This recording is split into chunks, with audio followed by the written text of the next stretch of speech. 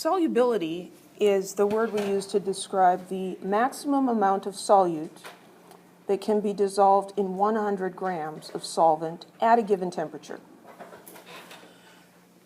So, you can try this at home if you want. You can take a cup of water and add some sugar or salt, whichever one you want. I'll say salt.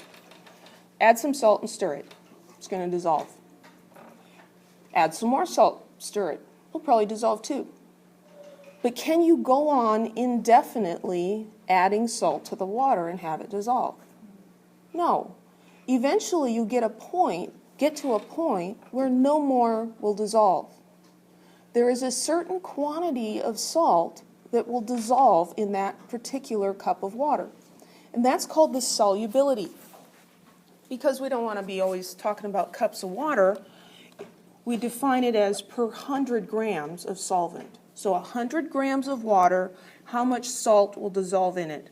That's what solubility means. Well, we know that heating a solution increases the interaction between the solute particles and the solvent particles.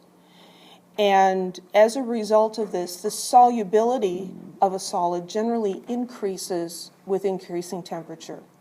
So if you got your salt water completely full of salt, no more would dissolve, and then you heated it up, the solubility would increase and you would be able to dissolve more. So the solubility depends on temperature.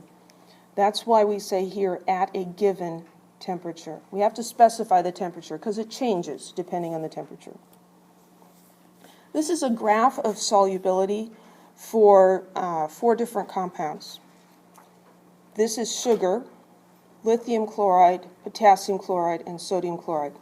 So the solubility grams per 100 grams of water as a function of temperature. So here's room temperature. At room temperature you can get about 35 grams of sodium chloride to dissolve in 100 grams of water. Sugar is more soluble. Look at this. You can actually get over 100 grams of sugar to dissolve in 100 grams of water. So the sugar dissolves really well in the water.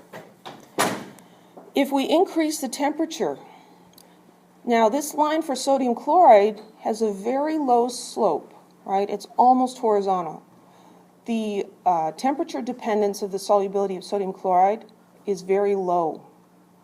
But if we look at sugar, here from 25 up to 50 degrees, the solubility has increased.